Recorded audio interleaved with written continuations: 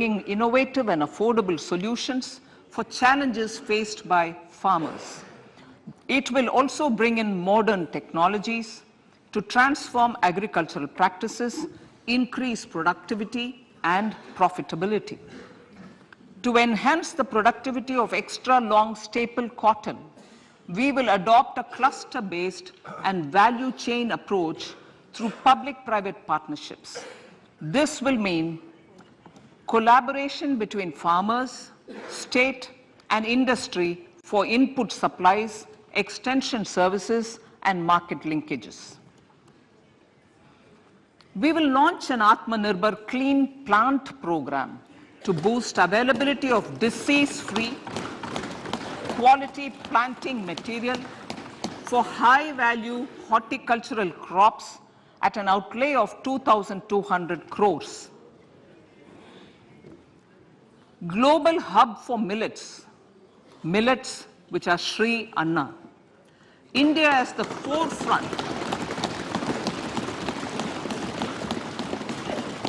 India is at the forefront of popularizing millets, whose consumption furthers nutrition, food security, and welfare of farmers, said the Honorable Prime Minister. We are the largest producer and second largest exporter of Shri Anna in the world. We grow several types of Shri Anna, such as Shri Anna Jowar, Shri Anna Ragi, Shri Anna Bajra, Shri Anna Kutu, Ramdana, Kangni, Kutni, Kutki, Kodo, China, and Sama. These have a number of health benefits and have been an integral part of our food for centuries. I acknowledge with pride the huge service done by small farmers in contributing to the health of fellow citizens by growing these Shri Anna.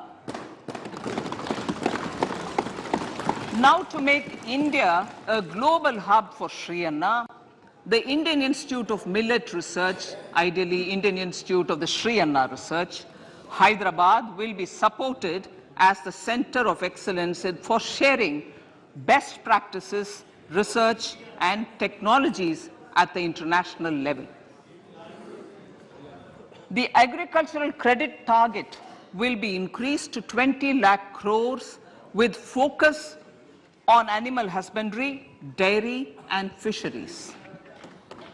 We will launch a new sub-scheme of PM Matsya Sampada Yojana, which is an existing scheme, but we launch a new sub-scheme with targeted investment of 6,000 crores to further enable activities of fishermen, fish vendors, and micro and small entrepreneurs, improve value chain efficiencies, and expand the market.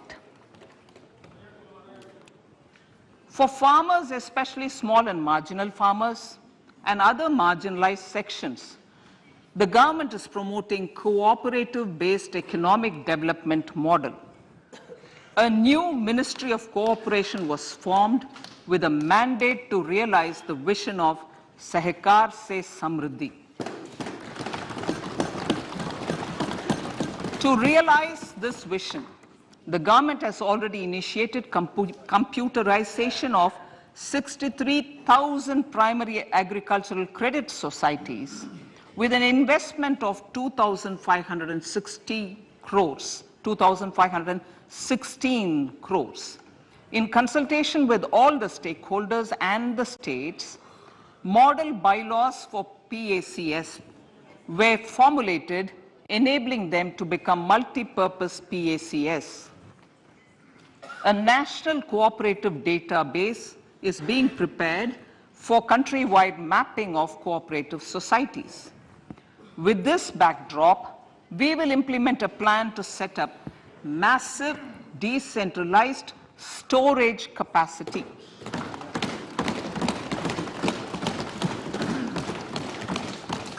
This will help farmers store their produce and realize remunerative prices through sale at appropriate times. The government will also facilitate setting up of a large number of multi-purpose cooperative societies, primary fisheries societies, and dairy cooperative societies in uncovered panchayat and villages in the next 5 years.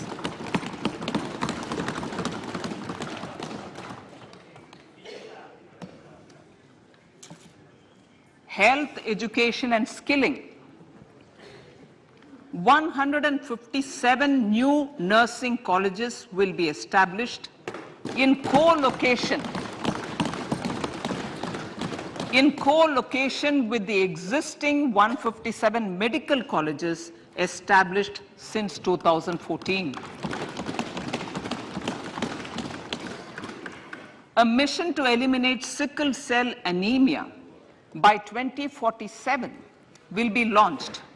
It will entail awareness creation, universal screening of 7 crore people in the age group of 0 to 40 years in affected tribal areas, and counseling through collaborative efforts of central ministries and state governments.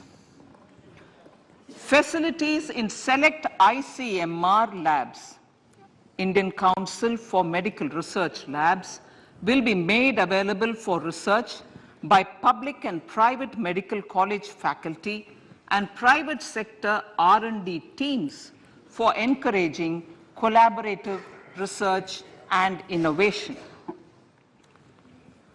A new program to promote research and innovation in pharmaceuticals will be taken up through centers of excellence. We shall also encourage industry to invest in research and development in specific priority areas. Dedicated multidisciplinary courses for medical devices will be supported in existing institutions to ensure availability of skilled manpower for futuristic medical technologies, high-end manufacturing, and research. Teachers' training. Teachers' training will be re-envisioned through innovative pedagogy, curriculum transaction, continuous professional development, dipstick surveys, and ICT implementation.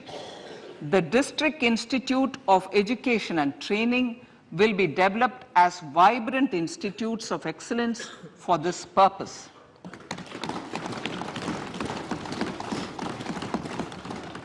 National Digital Library for Children and Adolescents. A National Digital Library for Children and Adolescents will be set up for facilitating availability of quality books across geographies, languages, genres, and levels, and device-agnostic accessibility. States will be encouraged to set up physical libraries for them at panchayat and ward levels and provide infrastructure for accessing the national digital library resources.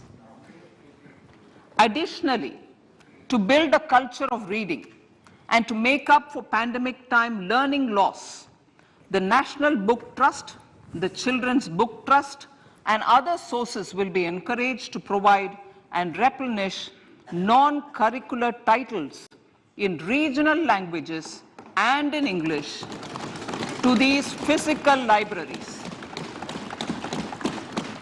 Collaboration with NGOs that work in literacy will also be a part of this initiative. To inculcate financial literacy, financial sector regulators and organizations will be encouraged to provide age-appropriate reading material to these libraries. I move to priority 2, reaching the last mile. Prime Minister Vajpayee's government had formed the Ministry of Tribal Affairs and the Department of Development of Northeast Region to provide a sharper focus to the objective of reaching the last mile. Our government has formed the Ministries of Ayush, Fisheries, animal husbandry and dairying, skill development, Jal Shakti, and cooperation. Building on the success of the Aspirational Districts program, the government has recently launched the Aspirational Blocks program, covering 500 blocks for saturation of essential government services across multiple domains such as health, nutrition, education, agriculture, water resources, financial inclusion, skill development, and basic infrastructure. Manya Speaker, sir, Pradhan Mantri PBTG, which is Primitive Vulnerable Tribal Groups Development Mission, is being launched. To improve socio-economic conditions of the particularly vulnerable tribal groups, the PBTGs as we refer them to, Pradhan Mantri PBTG Development Mission will be launched. This will saturate PBTG families and habitations with basic facilities such as safe housing, clean drinking water and sanitation, improved access to education, health, nutrition, road and telecom connectivity, and sustainable livelihood opportunities. An amount of 15,000 crores will be made available to implement the mission in the next 3 years under the Development Action Plan for the Scheduled Tribes. Ekalavya Model Residential Schools. In the next 3 years, Center will recruit 38,800 teachers and support staff for the 740 Ekalavya Model Residential Schools, which is serving 3.5 lakh tribal students.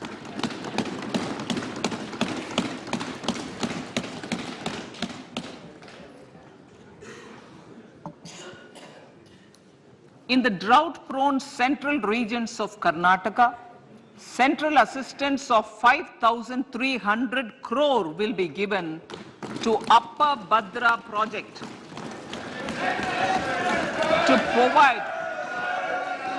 provide sustainable micro irrigation and filling up of surface tanks for drinking water. PM Awas Yojana. The outlay for PM Awas Yojana is being enhanced by 66% to over 79,000 crores. Bharat Shared Repository of Inscriptions will be set up in a digital epigraphy museum with digitization of 1 lakh ancient inscriptions in the first stage. Support for poor prisoners. For poor persons who are in prisons and unable to afford the penalty or the bail amount, required financial support will be provided. Priority number 3, infrastructure and investment. Investments in infrastructure and productive capacity have a large multiplier impact on growth and employment. After the subdued period of the pandemic, private investments are growing again. The budget takes the lead once again to ramp up the virtuous cycle of investment and job creation. Honorable Speaker, sir, the capital investment outlay is being increased steeply for the 3rd year in a row by 33% to 10 lakh crores, which would be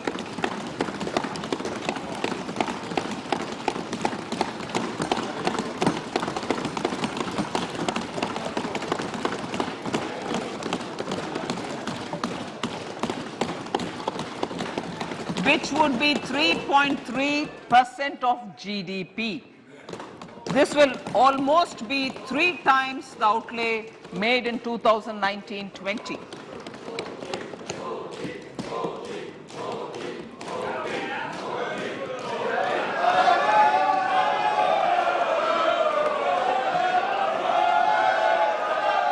This substantial increase in recent years is central to the government's efforts to enhance growth potential and job creation, crowd in private investments, and provide a cushion against global headwinds. The direct capital investment by the center is complemented by the provision made for creation of capital assets through grants and aids to state. The effective capital expenditure of the center is budgeted at 13.7 lakh crore rupees, which will be 4.5% of GDP. Support to state governments for capital investment. I have decided to continue the 50-year interest-free loan to state governments for one more year to spur investment in infrastructure and to incentivize them for complementary policy actions with a significantly enhanced outlay of 1.3 lakh crores. The newly established Infrastructure Finance Secretariat will assist all stakeholders for more private investment in infrastructure, including railways, roads, urban infrastructure, and power, which are predominantly depend on public resources. The harmonized master list of infrastructure will be reviewed by an expert committee for recommending the classification and financing framework suitable for Amrit Kal. A capital outlay, I'm talking about railways now, sir, Honorable Speaker, railways. A capital outlay of 2.40 lakh crores has been provided for the railways. This is the highest ever outlay this highest ever outlay is about 9 times the outlay made in 2013-14. 100 critical transport infrastructure projects for last and first mile connectivity for ports, coal, steel, fertilizer, and food grain sectors have been identified. They will be taken up on priority with investment of 75,000 crores, including 15,000 crore from private sources. 50 additional airports, heliports, water aerodromes, and advanced landing grounds will be revived for improving regional air connectivity.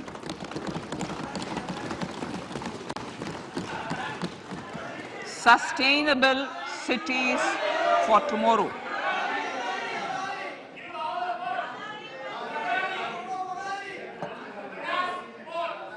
States and cities will be encouraged to undertake urban planning reforms and actions to transform our cities into sustainable cities of tomorrow. This means efficient use of land resources, adequate resources for urban infrastructure, transit-oriented development, enhanced availability and affordability of urban land, and opportunities for all. Through property tax governance reforms and ring-fencing user charges on urban infrastructure, cities will be incentivized to improve their creditworthiness for municipal bonds. Like the RIDF, an urban infrastructure development fund will be established through use of priority sector lending shortfall. This will be managed by the National Housing Bank and will be used by public agencies to create urban infrastructure in Tier 2 and Tier 3 cities. States will be encouraged to leverage resources from the grants of the 15th Finance Commission as well as existing schemes to adopt appropriate user charges while accessing the UIDF. We expect to make available 10,000 crore rupees per annum for this purpose. All cities and towns will be enabled for 100% mechanical desludging of septic tanks and sewers to transition from manhole to machine hole mode.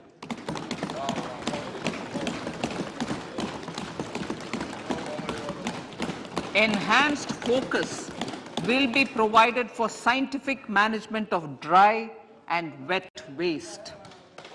Honorable Speaker, sir, our Prime Minister had said, good governance is the key to a nation's progress.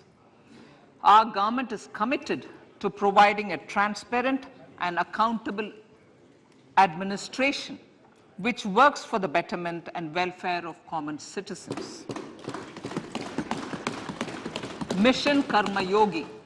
Under Mission Karma Yogi, center, states and the union territories are making and implementing capacity building plans for civil servants. The government has also launched an integrated online training platform, I Got Karma Yogi, to provide continuous learning opportunities for lakhs of government employees to upgrade their skills and facilitate people-centric approach. Sir, for enhancing ease of doing business, more than 39,000 compliances have been reduced and more than 3,400 legal provisions have been decriminalized. For furthering the trust-based governance, we have introduced the Jan Vishwas Bill to amend 42 central acts. This budget proposes a series of measures to unleash the potential of our economy. Centers of Excellence for Artificial Intelligence. For realizing the vision of Make AI in India and Make AI Work for India, 3 centers of excellence for artificial intelligence will be set up in top educational institutions. Leading industry players will partner in conducting interdisciplinary research, develop cutting-edge applications, and scalable problem solutions in the areas of agriculture, health, and sustainable cities. This will galvanize an effective AI ecosystem and nurture quality human resources in the field. National Data Governance Policy. To unleash innovation and research by startups and academia, a national data governance policy will be brought out. This will enable access to anonymized data. The KYC process will be simplified, adopting a risk-based instead of one-size-fits-all approach. The financial sector regulators will also be encouraged to have a KYC system fully amenable to meet the needs of digital India. One-stop solution for identity and address updating. A one-stop solution for reconciliation and updating of identity and address of individuals maintained by various government agencies, regulators, and regulated entities will be established using DigiLocker service and Aadhaar as foundational identity. Speaker, sir, common business identifier. For the business establishments required to have a permanent account number, the PAN will be used as the common identifier for all digital systems of specified government agencies. This will bring ease of doing business, and it will be facilitated through a legal mandate. For obviating the need for separate submission of same information to different government agencies, a system of unified filing process will be set up. Such filing of information or return in simplified forms on a common portal will be shared with other agencies as per the filer's choice. Vivad se Vishwas 1, relief for MSMEs. In cases of failure by MSMEs to execute contracts, During the COVID period, 95% of the forfeited amount relating to the bid or performance security will be returned to them by government and government undertakings. This will provide relief to the MSMEs. Vivad se Vishwas 2, settling contractual disputes.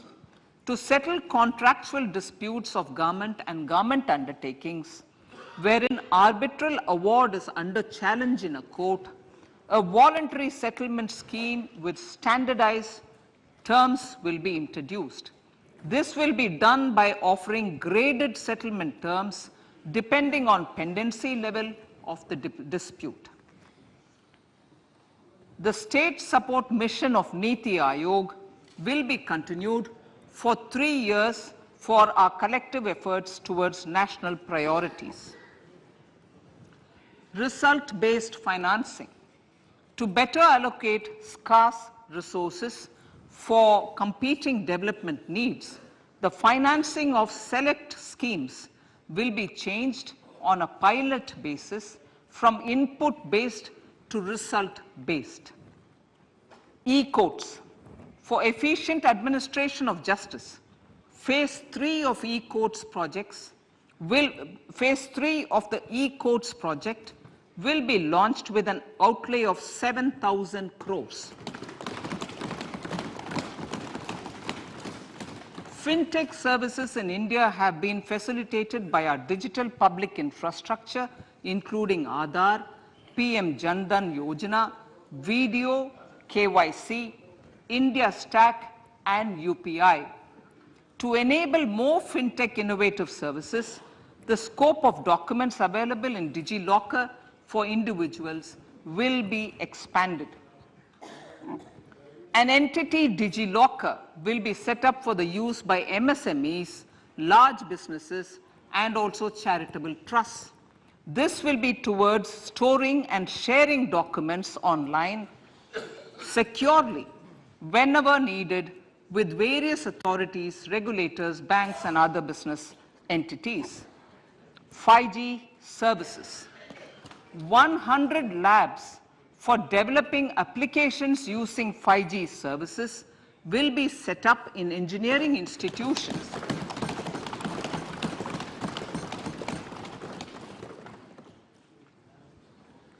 To realize a new range of opportunities, business models, and employment potential.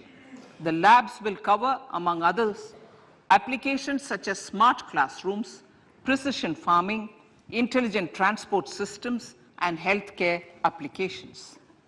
Lab-grown diamonds. Lab-grown diamonds is a technology and innovation-driven emerging sector with high employment potential. These environment-friendly diamonds, which have optically and chemically the same properties as natural diamonds.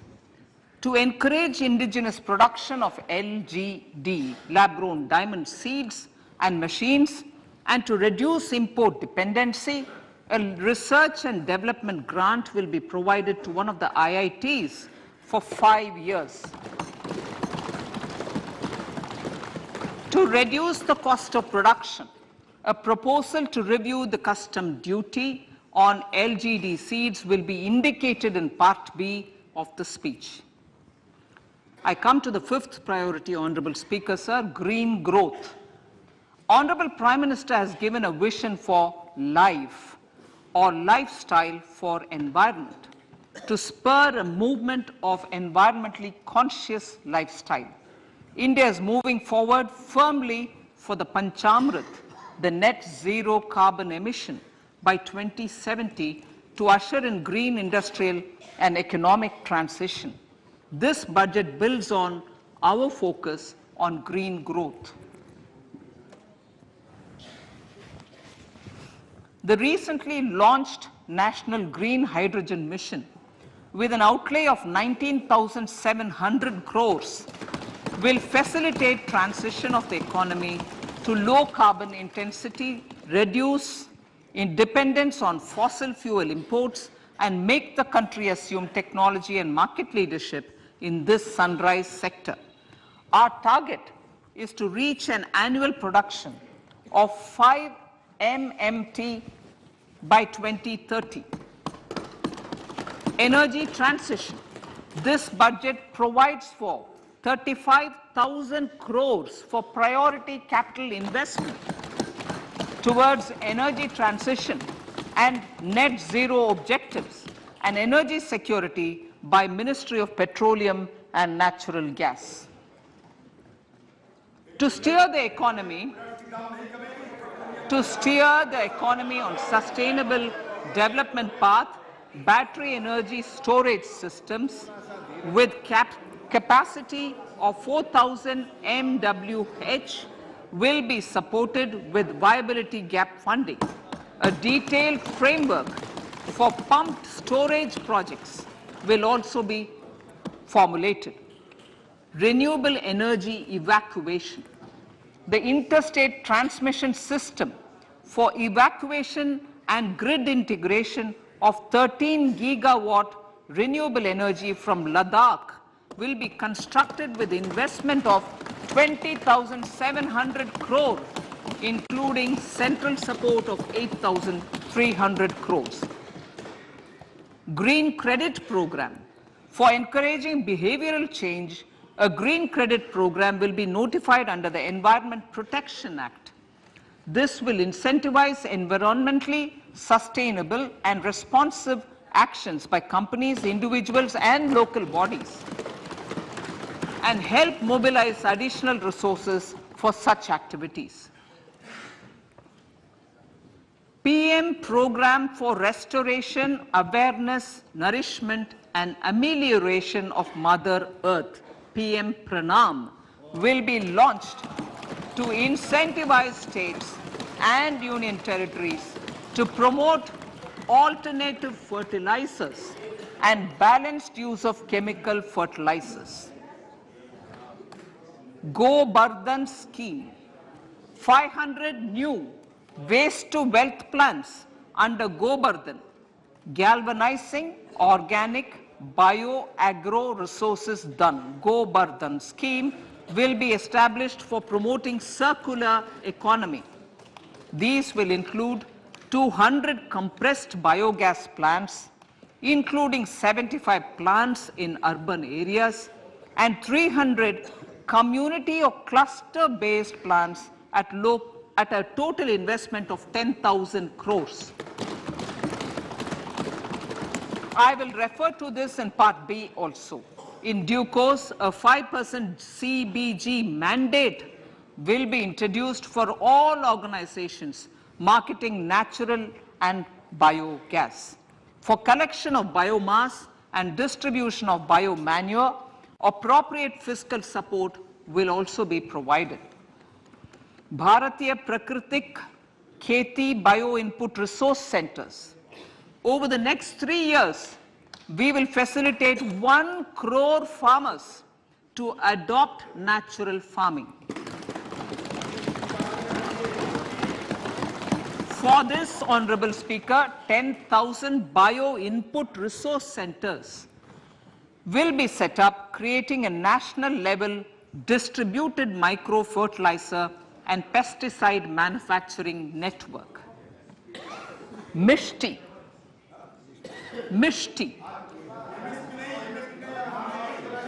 Building on India's success in afforestation, mangrove initiative for shoreline habitats and tangible incomes, Mishti, will be taken up for mangrove plantation along the coastline and on salt pan lands wherever feasible through convergence between Manrega, Campa, Fund and other sources. Amrit Dharohar. Wetlands are vital ecosystems which sustain biological diversity. In his latest Mann Ki Baat, the Prime Minister said, now, I quote, now the total number of Ramsar sites in our country has increased to 75, whereas before 2014, there were only 26, unquote. Local communities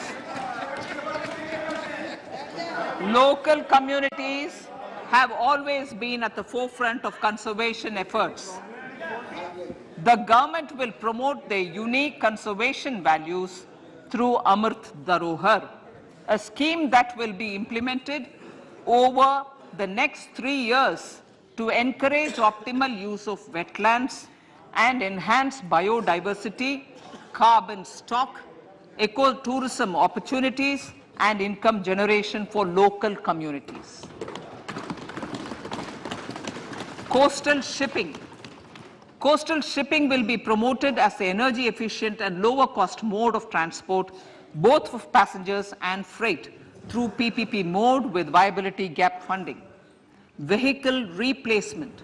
Vehicle replacement is an important continuing policy, replacing the old political,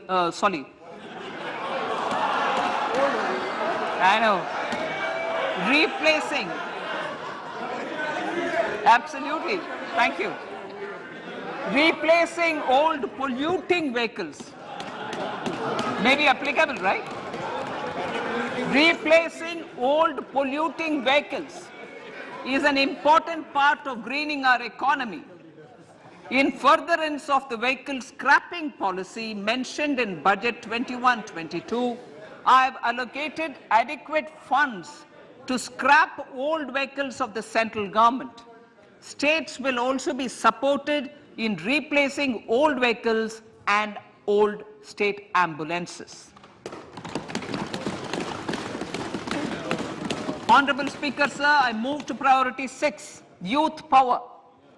To empower our youth and help the Amrit PD realize their dreams, we have formulated the National Education Policy, which is very wide in its scope, but one of the things is also to focus on skilling, adopted economic policies that facilitate job creation at scale and have supported business opportunities. Pradhan Mantri Kaushal Vikas Yojana. Pradhan Mantri Kaushal Vikas Yojana 4.0 will be launched to skill lakhs of youth within the next 3 years. On-job training, industry partnership, and alignment of courses with needs of industry will be emphasized. The scheme will also cover new age courses for Industry 4.0 like coding, AI, robotics, mechatronics, IoT, 3D printing, drones, and other soft skills. To skill youth for international opportunities, 30 Skill India International Centers will be set up across different states. The digital ecosystem for skilling will be further expanded with the launch of a unified Skill India digital platform for enabling demand-based formal skilling, linking with employers including MSMEs, and facilitating access to entrepreneurship schemes. To provide stipend support to 47 lakh youths in 3 years, direct benefit transfer under a pan-India national apprenticeship promotion scheme will be rolled out. Tourism. Honorable Speaker, sir, with an integrated and innovative approach, at least 50 destinations will be selected through challenge mode. In addition to aspects such as physical connectivity, virtual connectivity, tourist guides, high standards for food streets, and tourist security, all the relevant aspects would be made available on an app to enhance tourist experience. Every destination would be developed as a complete package. The focus of development of tourism would be on domestic as well as foreign tourists.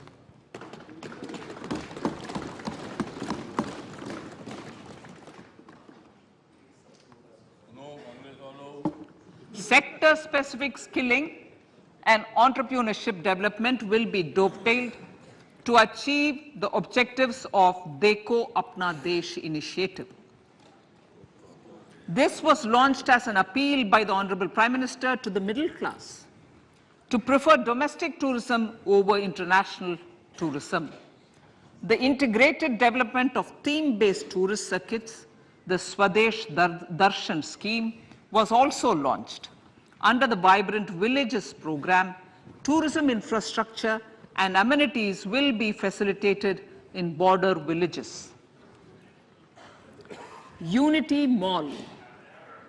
States will be encouraged to set up a Unity Mall in their state capital or most prominent tourism center or the financial capital for promotion and sale of their one district, one product and GI products and other handicraft products, and for providing space for such products of all other states as well. Sir, priority number 7, financial sector. Our reforms in the financial sector and innovative use of technology have led to financial inclusion at scale, better and faster service delivery, ease of access to credit, and participation in financial markets. This budget proposes to further these measures. Credit guarantee for MSMEs. Last year, I proposed revamping of the credit guarantee scheme for the MSMEs. I am happy to announce that the revamped scheme will take effect from 1st April 2023 through infusion of 9,000 crores in the corpus. This will enable additional collateral-free guaranteed credit of 2 lakh crores of rupees. Further, the cost of credit will be reduced by about 1%. A national financial information registry will be set up to serve as the central repository of financial and ancillary information. This will facilitate efficient flow of credit, promote financial inclusion, and foster financial stability. A new legislative framework will govern this credit public infrastructure and will be designed in consultation with the RBI. To meet the needs of Amritkal and to facilitate optimum regulation in the financial sector, public consultation, as necessary and feasible, will be brought to the process of regulation making and issuing subsidiary directions. To simplify, to ease, and to reduce cost of compliance, financial sector regulators will be requested to carry out a comprehensive review of existing regulations. For this, they will consider suggestions from public and regulated entities. Time limits to decide the application under various regulations will also be laid down. Honorable Speaker, sir, to enhance business activities in GIFT IFSC, the following measures will be taken. Delegating powers under the SEZ Act to the IFSCA to avoid dual regulation. Setting up a single window IT system for registration and approval of IFSCA, SEZ authorities, GSTN, RBI, SEBI, and IRDAI. Permitting acquisition financing by IFSC banking units of foreign banks. Establishing a subsidiary of Exim Bank for trade refinancing. Amending IFSCA Act for statutory provisions for arbitration, ancillary services, and avoiding dual regulation under the SEZ Act, and recognizing offshore derivative instruments as valid contracts. Honorable Speaker, sir, data embassy. For countries looking for digital continuity solutions, we will facilitate setting up of their data embassies in GIFT IFSC.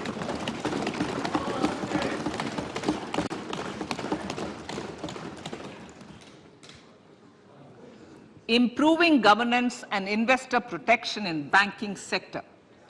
To improve bank governance and enhance investors' protection, certain amendments to the Banking Regulation Act, the Banking Companies Act, and the Reserve Bank of India Act are being proposed. Capacity building in securities market. Honorable Speaker, sir, to build capacity of functionaries and professionals in the securities market, SEBI will be empowered to develop, regulate, maintain, and enforce norms and standards for education in the National Institute of Securities Markets and to recognize award of degrees, diplomas, and certificates. A central processing center will be set up for faster response to companies through centralized handling of various forms filed with field officers under the Companies Act. Reclaiming of shares and dividends. For investors to reclaim unclaimed shares and unpaid dividends from the Investor Education and Protection Fund Authority with ease, from the Investor Education and Protection Fund Authority with ease, an integrated IT portal will be established. Digital payments continue to find wide acceptance. In 2022, they show an increase of 76% in transaction and 91% in value. Fiscal support for this digital public infrastructure will continue in 2023-2024. Azadi ka Amrit Mahotsav, Mahila Samman Bachat Patra. For commemorating Azadi ka Amrit Mahotsav, a one-time new small savings scheme, Mahila Samman Savings Patra or Savings Certificate, Mahila Samman Savings Certificate will be made available for a 2-year period up to March 2025. This will offer deposit facility up to 2 lakh in the name of a woman or girls for a tenure of 2 years at fixed interest rate of 7.5% with partial withdrawal option. Senior citizens. The maximum deposit limit for senior citizens savings scheme will be enhanced from 15 lakh to 30 lakhs of rupees. The maximum deposit limit for monthly income account scheme will be enhanced from 4.5 lakh to 9 lakh for single account and from 9 lakh to 15 lakh for joint account. Honorable Speaker, sir, fiscal management. 50 years interest-free loan to states. The entire 50-year loan to states has to be spent on capital expenditure within 2023-24. Most of this will be at the discretion of the states, but a part will be conditional on states increasing their actual capital expenditure. Parts of the outlay will also be linked to or allocated for the following purposes: scrapping old government vehicles, urban planning reforms and actions, financing reforms in urban local bodies to make them credit-worthy for municipal bonds, housing for police personnel above or as part of the police station, constructing unity malls, children and adolescent libraries and digital infrastructure, and state share of capital expenditure of central schemes. Honorable Speaker, sir, fiscal deficit of states. States will be allowed a fiscal deficit of 3.5% of GSDP, of which 0.5% will be tied to power sector reforms. Revised estimates 2022 to 2023. The revised estimate, Honorable Speaker, sir, of the total receipts other than borrowing is 24.3 lakh crores, of which the net tax receipts are 20.9 lakh crores. The revised estimate of the total expenditure is 41.9 lakh crores of rupees, of which the capital expenditure is about 7.3 lakh crores. The revised estimate of the fiscal deficit is 6.4% of GDP, adhering to the budget estimate. So budget estimates of 2023-24. Coming to 2023-24, the total receipts other than borrowings and the total expenditure are estimated at 27.2 lakh crores and 45 lakh crores respectively. The net tax receipts are estimated at 23.3 lakh crores. The fiscal deficit is estimated to be 5.9% of the GDP. In my budget speech for 21-22, I had announced that we plan to continue the path of fiscal consolidation, reaching a fiscal deficit of below 4.5% by 2025-26, with a fairly steady decline over the period. We have adhered to this path, and I reiterate my intention to bring the fiscal deficit below 4.5% of GDP by 2025-26. To finance the fiscal deficit in 2023-24, the net market borrowings from dated securities are estimated at 11.8 lakh crores. The balance financing is expected to come from small savings and other sources. The gross market borrowings are estimated at 15.43 lakh crores of rupees. Honorable Speaker, sir, I now move to Part B.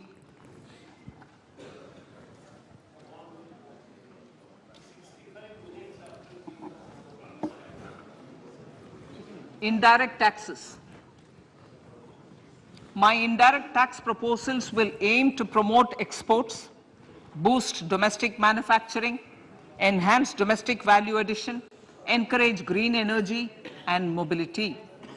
A simplified tax structure with fewer tax rates helps in reducing compliance burden and improving tax administration. I propose to reduce the number of basic customs duty rates on goods other than textiles and agriculture from 21 to 13. As a result, there are minor changes in the basic custom duties, cesses and surcharges on some items including toys, bicycle, automobiles and naphtha. Green mobility. To avoid cascading of taxes on blended compressed natural gas, I propose to exempt excise duty on GST paid compressed biogas contained in it.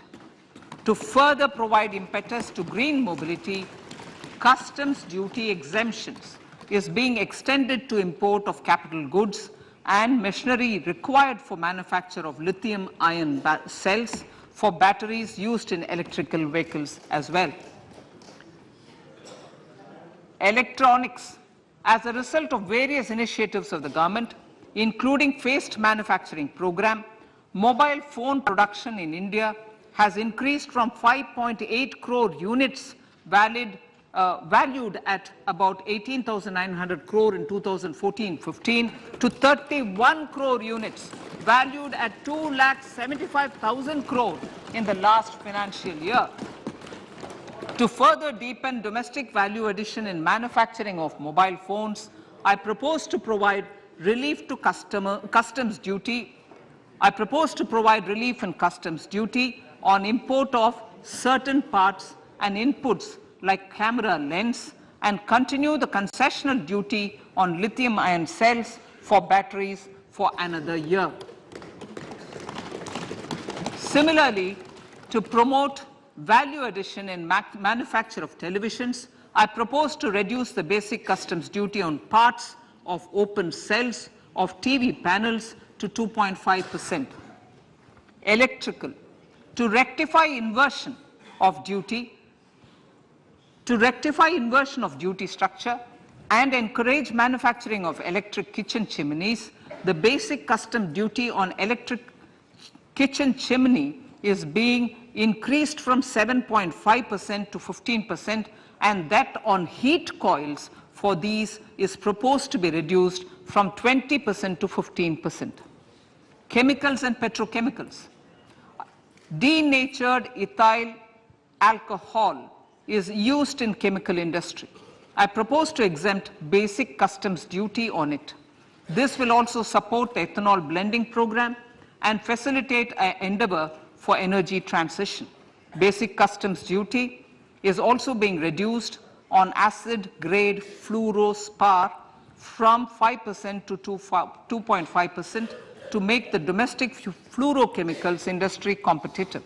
Further, the basic customs duty on crude glycerin for use in manufacture of epichlorohydrin is proposed to be reduced from 7.5% to 2.5%.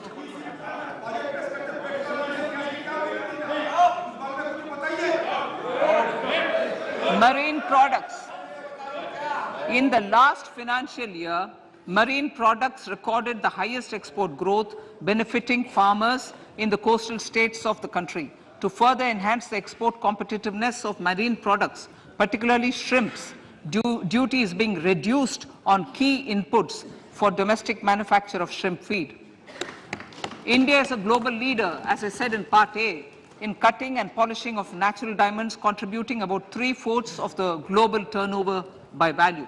With the depletion of deposits of natural diamonds, the industry is moving towards lab-grown diamonds, and it holds huge promise. To seize this opportunity, I propose to reduce the basic customs duty on seeds used in their manufacture.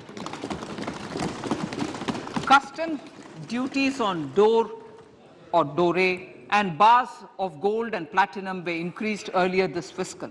I propose to increase the duties on articles made therefrom to enhance the duty differential. I also propose to increase the import duty on silver doors, bars, and articles to align them with that on gold and platinum. To facilitate availability of raw materials for the steel sector, exemptions from basic custom duty on raw materials for manufacture of CRGO steel, ferrous scrap, and nickel cathode is being continued. Similarly, the concessional BCD of 2.5% on copper scrap is also being continued to ensure the availability of raw materials for secondary copper producers who are mainly in the MSME sectors. Compounded rubber. The basic custom duty rate on compounded rubber is being increased from 10% to 25% or 30 kg, whichever is lower, at par with that of natural rubber other than latex, to curb circumvention of duty. Cigarettes. National calamity contingent duty on specified cigarettes was last revised 3 years ago. This is proposed to be revised upwards by about 16%. Direct taxes. I now come to my direct tax proposals. Honorable Speaker, these proposals aim to maintain continuity and stability of taxation, further simplify and rationalize various provisions to reduce the compliance burden, promote the entrepreneurial spirit, and provide tax relief to citizens. It has been constant endeavor of the Income Tax Department to improve taxpayers' services by making compliance easy and smooth. Our taxpayers portal received a maximum of 72 lakh returns in a day, processed more than 6.5 crore returns this year. Average processing period reduced from 93 days in financial year 13-14 to 16 days only now. And 45% of the returns were processed within 24 hours. We intend to further improve this, roll out the next generation common IT return form for taxpayer convenience, and also plan to strengthen the grievance redressal mechanism. MSMEs and professionals. MSMEs are growth engines of our economy. Micro enterprises with turnover up to 2 crore of rupees and certain professionals with turnover of up to 50 lakh rupees can avail the benefit of presumptive taxation. I propose to provide enhanced limits of 3 crore and 75 lakh respectively to the taxpayers whose cash receipts are no more than 5%. Whose cash receipts are no more than 5%. Moreover, to support MSMEs in timely receipt of payments, I propose to allow deduction for expenditure incurred on payments made to them only when payment is actually made. Cooperation.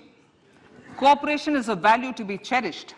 In realizing our Prime Minister's goal for Sehkar Se Samriddhi and his resolve to connect the spirit of cooperation with the spirit of Amrit Kal, in addition to the measures proposed in Part A, I have a slew of proposals for the cooperation sector. First, new cooperatives that commence manufacturing activities till 2024, 31st March, shall get the benefit of a lower tax rate of 15%, as is presently available to new manufacturing companies. Secondly, I propose to provide an opportunity to sugar cooperatives to claim payments made to sugarcane farmers for the period prior to the assessment year 2016-17 as expenditure. This is expected to provide them a relief of almost 10,000 crores. Thirdly, I am providing a higher limit of 2 lakh per member for cash deposits to loans in cash by primary agricultural cooperative societies and primary cooperative agriculture and rural development banks. I repeat that. Thirdly, I am providing a higher limit of 2 lakh per member for cash deposits to and loans in cash by primary agricultural cooperative societies and primary cooperative agricultural and rural development banks. Similarly, a higher limit of 3 crore for TDS on cash withdrawal is being provided to cooperative societies. Startups.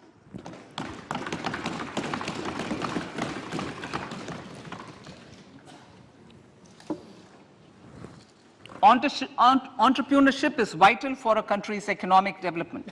We have taken a number of measures for startups and they have borne results. India is now the third largest ecosystem for startups globally and ranks second in innovation quality among middle-income countries.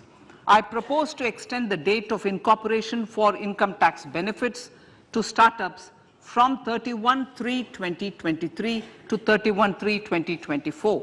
I further propose to provide the benefit of carry forward of losses on change of shareholding of startups from 7 years of incorporation to 10 years.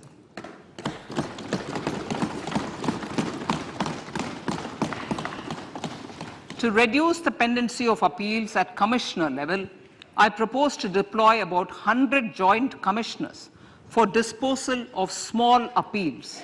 We shall also be more selective in taking up cases for scrutiny of returns already received this year.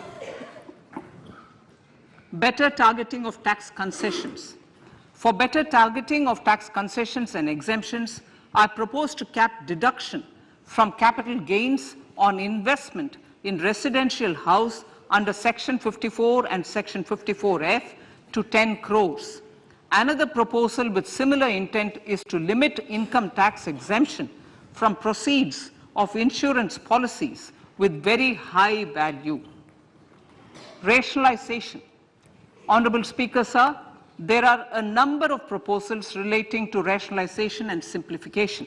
Income of authorities, boards, and commissions set up by statutes of union or state for the purpose of housing, development of cities, towns, and villages, and regulating and developing an activity or matter is proposed to be exempted from income tax. Other major measures in this direction are removing the minimum threshold of 10,000 for TDS and clarifying taxability relating to online gaming, not treating conversion of gold into electronic gold receipts and vice versa as capital gains, reducing the TDS rate from 30% to 20% on taxable portion of EPF withdrawals in non-PAN cases, and taxation on income for market-linked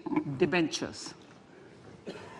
Other major proposals in the finance bill relate to the following: extension of period of tax benefits to funds relocating to IFSC, GIFT City till 31/3/2025, decriminalization under Section 276A of the Income Tax Act, allowing carry forward of losses on strategic disinvestment, including that of IDBI Bank, and providing EEE status to Agnivir Fund.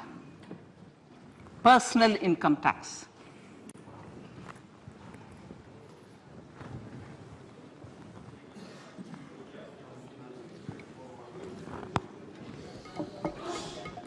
Now I come to what everyone is waiting for. Personal income tax. I have 5 major announcements to make in this regard. These primarily benefit our hard-working middle class. The first one concerns rebate. Currently, those with income up to 5 lakh do not pay any tax, do not pay any income tax in both old and new regimes. I propose to increase the rebate limit to 7 lakhs in the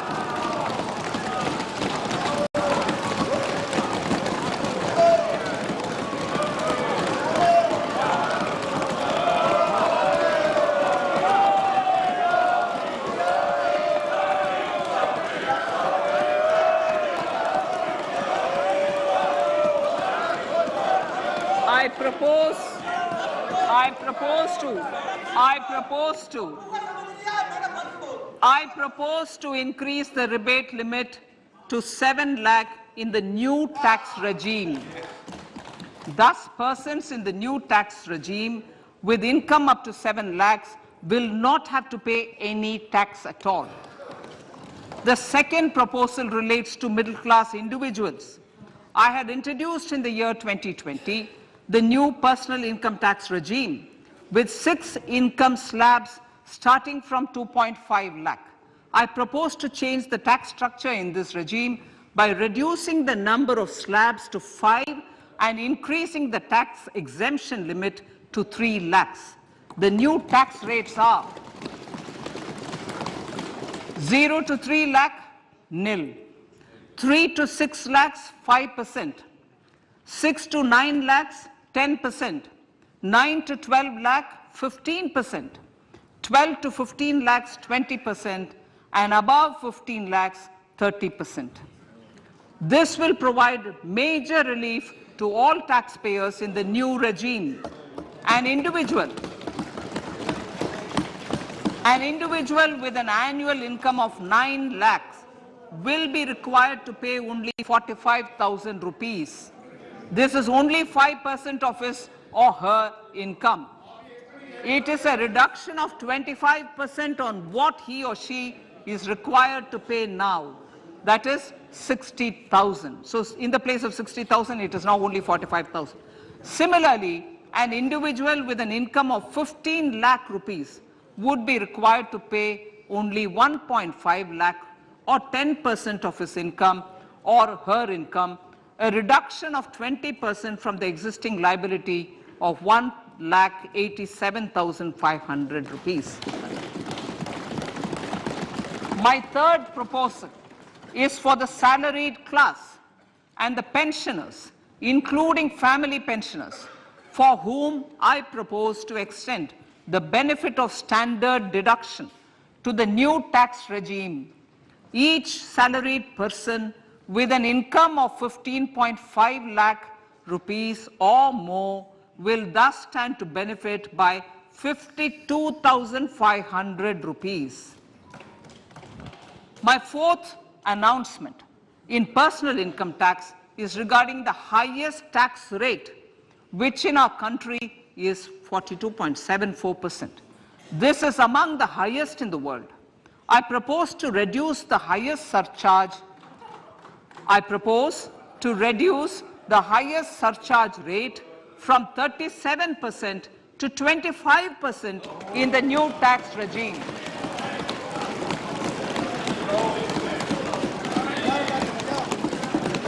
This would result in reduction of the maximum rate.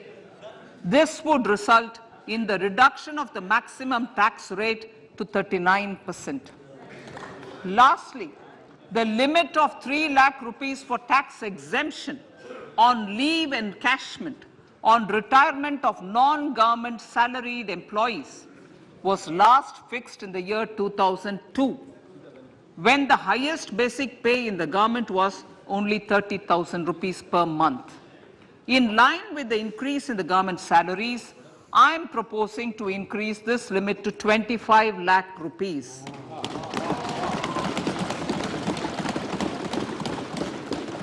We are also making the new income tax regime as the default tax regime. However, citizens will continue to have the option to avail the benefit of the old tax regime. Apart from these, I am also making some other changes as given in the annexure. As a result of these proposals, revenue of about 38,000 crore to 37,000 crore in direct taxes and rupees 1,000 crore in indirect taxes will be foregone, while revenue of about 3,000 crore will be additionally mobilized. Thus, the total revenue foregone is about 35,000 crores annually. Honorable Speaker, sir, with these words, I commend the budget to this august House.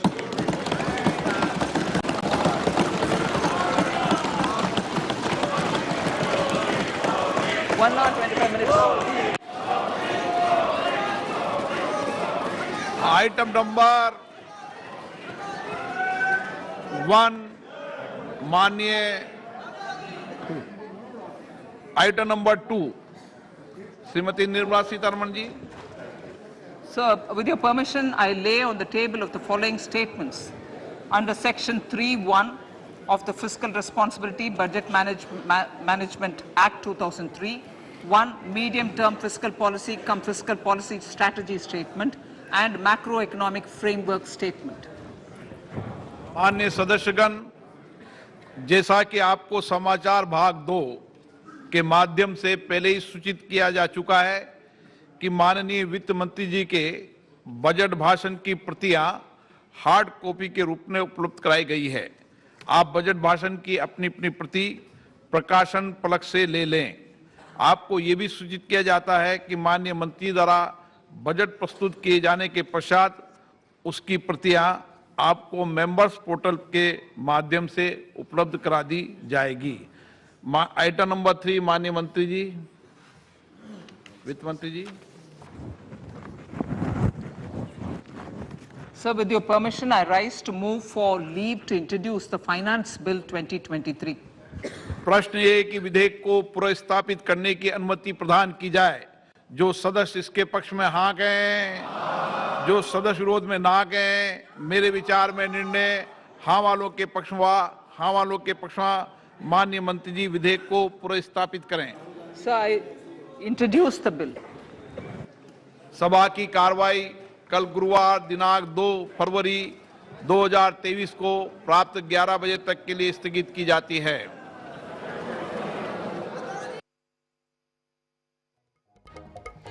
तो वित्त मंत्री निर्मला सीतारमण ने देश का 5वां केंद्रीय budget पेश कर दिया है.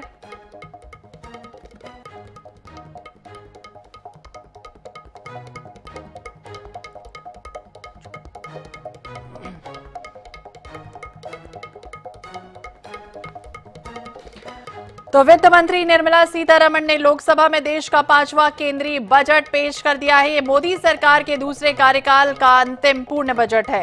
चुनाव से पहले इस बजट के माध्यम से निम्न और मध्यम वर्ग को काफी उम्मीदें थी। अब आपको बताते चलते हैं कि आखिरकार उन्होंने क्या कुछ कहा है। वित्त मंत्री निर्मला सीतारमण ने बजट पेश करते हुए कहा कि अमृतकाल का पहला बजट है। ये भी कहा कि वर्तमान वर्ष के लिए हमारी अर्थव्यवस्था की वृद्धि दर 7% रहने का अनुमान है। विश्व की बड़ी अर्थव्यवस्थाओं में अधिक है।